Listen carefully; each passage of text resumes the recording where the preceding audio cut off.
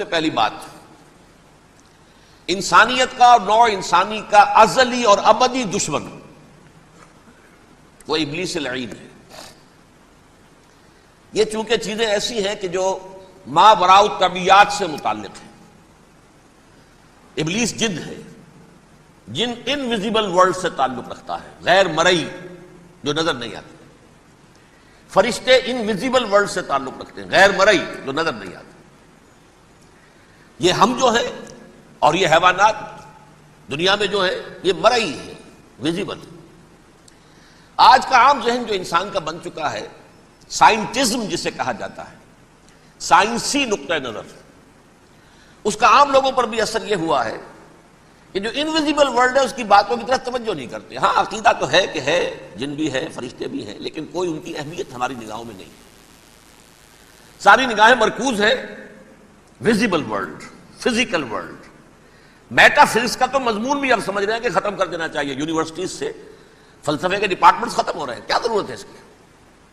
اصل شے یہ دنیا ہے، یہ عالم ہے، یہ کائنات ہے، یہ مادہ ہے، یہ حیات انسانی، حیات دنیاوی ہے۔ اس پر میرا جو مارکت الارا مضمون تھا 1967 کے جون میں جو چھپا تھا، اسلام کی نشرت ثانیہ کرنے کا اصل کام، کہ جو عہد حاضر کی جو تہذیب ہے اس کے 3 بنیادی اصول کیا ہیں؟ خدا ہے یا نہیں ہے چھوڑو، اس بحث پہ نہ پڑھو، کائنات تو ہے نا، مادہ تو ہے نا، روح کوئی شے ہے یا نہیں ہے کیا پتا، کسی نے دیکھی نہیں آج تک، لہذا اس کے بارے میں گفتگو کا فائدہ کیا، وقت کا سیاح۔ عالم آخرہ کوئی ہے یا نہیں ہے کیا پتا، کس نے آ کے بتایا مرنے کے بعد، لہذا اس بحث میں نہ پڑھو، یہ عالم دنیا تو ہے نا، اٹس ویری مچ پریزنٹ، لہذا ساری توجہ اس پر صرف کرو۔ تو خدا کے مقابلے میں کائنات پر توجہ، روح کے مقابلے میں مادے اور جسم پر توجہ، حیات اخروی کے مقابلے میں حیات دنیاوی پر توجہ۔ یہ ہے اصل میں کرکس آف دی میٹر، اس تہذیب جدید کا خلاصہ۔ یہ دیکھیے اللہ تعالیٰ نے جو مخلوقات پیدا کی ہیں ان میں ایک تقسیم تو ہو سکتی ہے ذی حیات اور بغیر حیات، جاندار چیزیں اور بے جان چیزیں۔ بے جان چیزیں بے شمار، یہ تمام فلکیات، یہ پوری کائنات، یہ زمین، یہ پہاڑ، یہ شجر و حجر، کیا؟ لیکن ایک ہے جاندار۔ ان جانداروں میں ایک تقسیم ہے، 2 کا تعلق غیر مرئی دنیا سے ہے، انویزیبل ورلڈ سے۔ فرشتے جو دکھائی نہیں دیتے، ان کی پیدائش ہوئی ہے نور سے۔ دوسرے جنات جو انسانوں سے پہلے پیدا کیے گئے، آدم سے پہلے، وَالْجَانَّ خَلَقْنَاهُ مِن قَبْلُ مِن نَارِ السَّمُومِ، جنات کو تو ہم بہت پہلے پیدا کر چکے تھے آگ کی لو سے، وہ بھی نظر نہیں آتے۔ تیسرے انسان اور اس دنیا میں جتنے بھی حیوانات ہیں، ان کا جو مادہ ہے وہ ارض، یہ زمین ہے، یہ مٹی سے بنے، تراب سے بنے، کرسٹ آف دی ارتھ سے بنے۔ اب ان میں ایک تقسیم ہے، ایک وہ ہے، ان تمام میں شعور تو ہے، حیوانات میں بھی شعور ہے، خود شعوری جسے کہتے ہیں سیلف کانشسنس، یہ صرف 3 میں ہے، فرشتہ، جن اور انسان۔ حیوانات میں خود شعوری نہیں ہے، کانشسنس ہے، سیلف کانشسنس نہیں ہے۔ تھوڑی سی بات سے سمجھا دوں آپ کو، میں دیکھ رہا ہوں، آپ مجھے دیکھ رہے ہیں، کتا بھی کوئی یہاں ہوتا تو مجھے دیکھ رہا ہوتا، لیکن کتے کو مجھے دیکھتے ہوئے یہ احساس نہیں ہوتا کہ میں دیکھ رہا ہوں، یعنی کتے کو یہ احساس نہیں ہوتا کہ وہ دیکھ رہا ہے، مجھے دیکھ تو رہا ہے، اس کو میں کا احساس نہیں ہے کچھ۔ میں جب دیکھ رہا ہوں تو میں سمجھتا ہوں میں دیکھ رہا ہوں، میں ہوں کوئی شے جو دیکھ رہا ہوں، یہ خود شعوری ہے، سیلف کانشسنس۔ کسی بھی کام کو کرتے ہوئے اپنے وجود کا احساس، میرا فیصلہ ہے، میری رائے ہے، یہ ہے در حقیقت سیلف کانشسنس، انا، سیلف، خودی۔ یہ حیوانات میں نہیں ہے، یہ ہے صرف ملائکہ، جنات اور انسان۔ اب یہاں مسئلہ پڑ گیا، بڑا پرپیچ مسئلہ۔ اللہ تعالیٰ نے پہلے انسانی ارواح کو پیدا کیا نور سے، پھر ناگ سے پیدا کیا، نار سے، آگ سے جنات کو، پھر مٹی سے بنایا، آدم کا حیولہ، اس میں روح پھونک دی، اب آدم بن گئے۔ اعلان یہ کر دیا کہ خلافت عرضی جو ہے وہ آدم کو عطا کی جا رہی ہے. یہ پیش پڑ گیا. اس پر تھوڑا سا اشکال تو فرشتوں کو بھی ہوا. قرآن میں ہے سورہ بقرہ کے 4 رکوع میں اتجعل فیہا من یفسد فیہا ویسفک الدماء ونحن نسبح بحمدک ونقدس لک. پروردگار اس آدم کو تو خلافت دے رہا ہے، زمین کے اندر اختیار دے دے گا، یہ تو فساد کرے گا، خوریزی کرے گا، ہم تیری تسبیح و تحمید میں لگے ہوئے ہیں، جو بھی حکم ہو ارشاد ہو ہم بجا لاتے ہیں، تو ضرورت کیا ہے؟ اس کا جواب اللہ نے دیا انی عالم ما لا تعلمون، میری مشیت، میری حکمت وہ میں ہی جانتا ہوں، ضروری نہیں کہ تم اس کو شیئر کر سکو. لیکن یہ جنات میں سے ایک جن تھا عزازیل. اب دیکھیے کہ جنات کو ایک قرب حاصل ہے ملائکہ کے ساتھ. کیوں؟ وہ نور سے پیدا کیے گئے، یہ نار سے پیدا کیے، کتنا قرب ہے دونوں میں. انسان پیدا کیا گیا مٹی سے، مٹی انرٹ ہے، آگ بھڑکتی ہے، اوپر اٹھتی ہے، شعلہ زنگ ہوتی ہے، انرجی ہے اس میں. نور اور نار میں بڑا قرب ہے. اور عربی کے ایک قاعدے سے تو یہ ایک ہی لفظ ہے، مادہ ایک ہی ہے، حروف علت جو ہے ایک دوسرے کی جگہ آ جاتی. یہ قرب ہے، اگرچہ زمین و آسمان کا فرق ہے دونوں میں. فرشتہ نور سے پیدا کیا گیا ہے، وہ پاک ہے، وہ اللہ کے کسی حکم کی خلاف ورزی کر ہی نہیں سکتا. لا یعصون اللہ ما امرہم ویفعلون ما یؤمرون.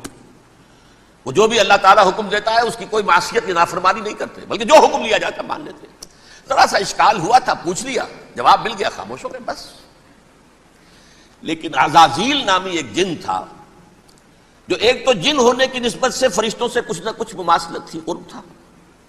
دوسرے یہ علم میں، زہد میں، عبادت میں اتنا اونچا تھا، اتنا اونچا تھا، اتنا اونچا تھا کہ یہ ملائکہ ہی کے صف میں شامل ہو گیا. اس نے علم بغاوت بلند کر دیا. جب حکم دیا گیا کہ سجدہ کرو آدم کو، اب یہ دیکھیے کس قدر یہ اہم مضمون ہے. آپ سوچ رہے ہیں یہ باتیں آج پہلی مرتبہ ہمیں اس طرح سنائی جا رہی ہیں، یہ باتیں تو علم میں آتی نہیں ہمارے. وجہ کیا ہے؟ آپ کو دلچسپی نہیں ان چیزوں سے. جدید تہذیب نے ان چیزوں کی اہمیت کو زیرو کر دیا. قرآن میں اہمیت کا کیا عالم ہے؟ 7 جگہ یہ مضمون قرآن میں آیا ہے کہ فرشتوں کو ہم نے حکم دیا سجدہ کرو آدم کو، سب نے سجدہ کیا. فسجد الملائکۃ کلھم اجمعون، سارے کے سارے، کل کے کل، سب نے مل کر سجدہ کیا آدم کو. اللہ کے حکم سے فوراً تعمیل کر دی. الا ابلیس ابا واستکبر وکان من الکافرین. ابلیس نے نہیں کیا، انکار کیا، استکبار کیا، گھمنڈ کیا. اور اس کو سورہ کہف میں بیان کر دیا گیا. یہ اس لیے کہ وہ اصل میں جنات میں سے تھا، اگرچہ شامل تو تھا فرشتوں میں اس وقت.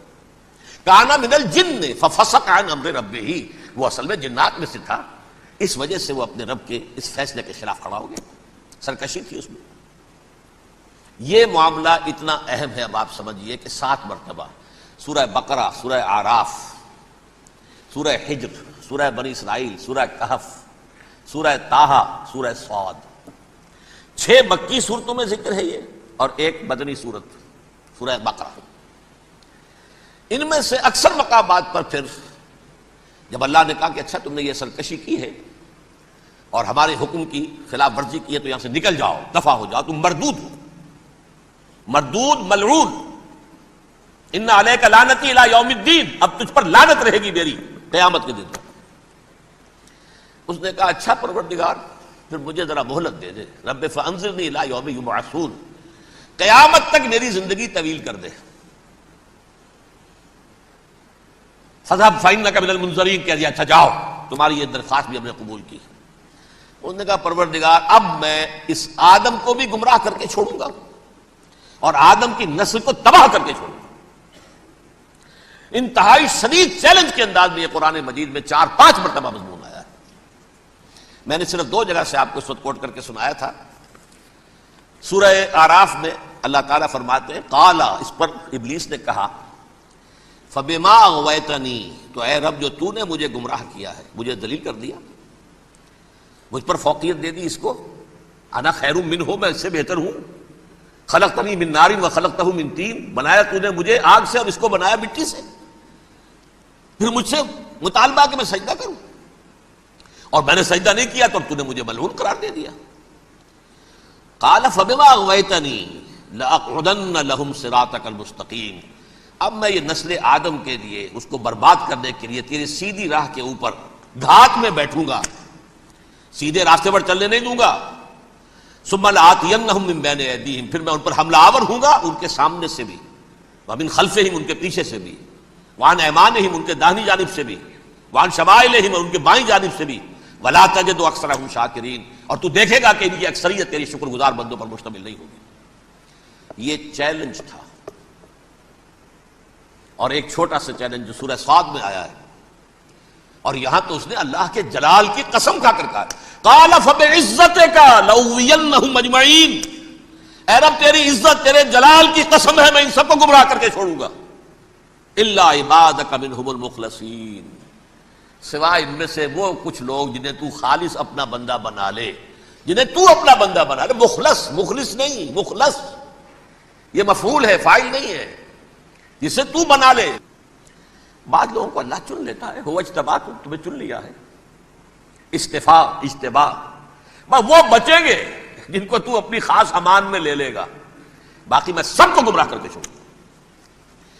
یہ ہے اصل دنیا میں نوع انسانی کا ابدی دشمن، ازلی سے ابدی تک۔ اور اس میں نوٹ کیجئے کہ اس کی اصل بنیاد کیا ہوئی؟ دو لفظ، تکبر اور حسد۔ استکبرا، تکبر کیا، انا خیر منہ، میں اس سے بہتر ہوں۔ یہ ساری بس کی گانٹھ یہی ہے، سب سے بڑی گمراہی کی وجہ یہی ہے۔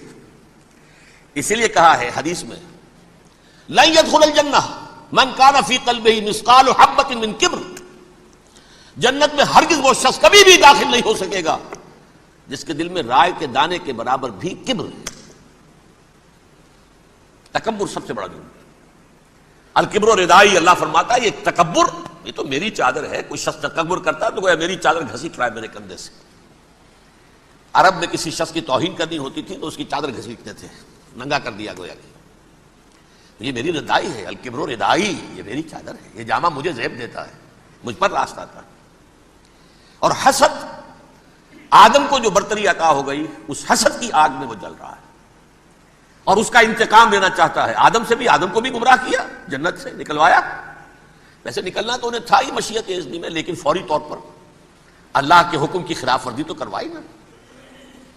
فعصى آدم ربہ فغوى، آدم نے اپنے رب کے حکم کی نافرمانی کی اور گمراہ ہوا عارضی طور پر۔ یہ دوسری بات ہے، توبہ کر لی، اللہ نے توبہ قبول فرما لی، معاف کر دیا۔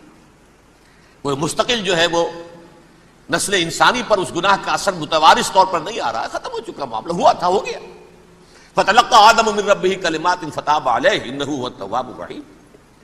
اور توبہ کی شان یہ ہے جب وہ قبول ہو جائے اللہ کی جناب میں، کیا التائب من الذنب کمن لا ذنب له، گناہ سے توبہ کرنے والا ایسے ہوتا ہے جیسے اس نے کبھی گناہ کیا ہی نہیں تھا۔ لیکن بہرحال وہ گمراہ کرنے میں کامیاب ہو گیا، حضرت آدم اور حوا کو بھی۔ اور نوع انسانی کی عظیم اکثریت، عظیم اکثریت، عظیم اکثریت اس کے داؤ میں آئی ہوئی ہے نہیں۔ کتنے ہیں وہ عباد اللہ المخلصین، الا عبادک منہم المخلصین، کتنے ہیں جو واقعتاً خالصتاً اللہ کے بندے بن گئے ہوں، جنہیں اللہ نے اپنا بنا لیا ہو، اپنا قرار دے دیا ہو۔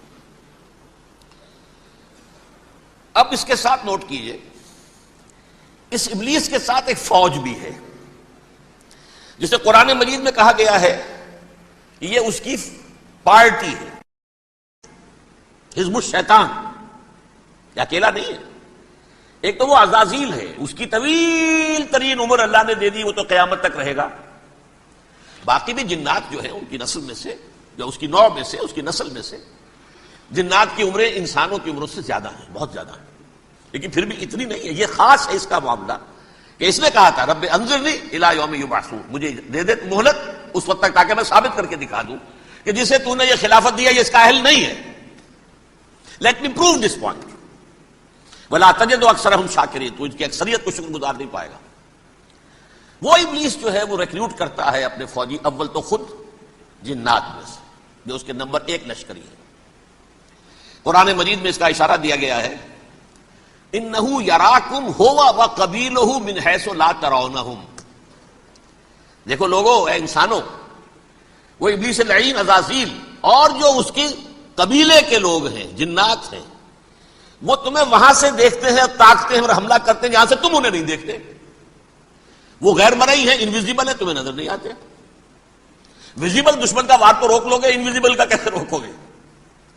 انہو یراکم ہوا وقبیلہ، اکیلا ہی نہیں ہے وہ تو تمہیں تاکتا ہے، تم پر حملہ کرتا ہے، گھات میں لگ کر جو ہے تمہارے اوپر حملہ کرتا ہے، وہ بھی اور اس کے ساتھ اس کے قبیلے کے لوگ، جنات بھی، من حیث لا ترونہم، جہاں سے کہ تم انہیں نہیں دیکھتے.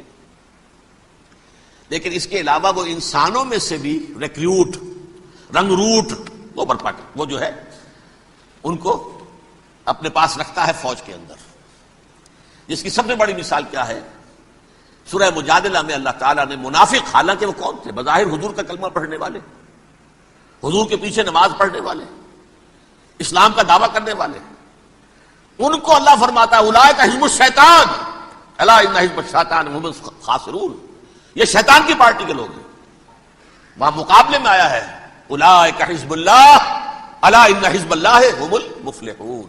یہ دو پارٹیاں ہیں، حزب اللہ اللہ کی پارٹی جو اس کے مخلص بندے ہیں، وہ اللہ کی پارٹی، اور جو شیطان کے مرید بن گئے اس کے ہاتھ پر بیعت کر لی، لہذا وہ اس شیطان کی پارٹی کے لوگ ہیں، چاہے وہ انسان ہو چاہے جن ہو. تو انسانوں میں سے بھی اس کے حزب میں، اس کی پارٹی میں اس کے ایجنٹ ہیں اور بہت ہیں، بلکہ بہت سے تو ایسے ہیں کہ جو جنات کے بھی کان کتر دیں، ان کو بھی شیطنت سکھا دیں، پڑھا دیں.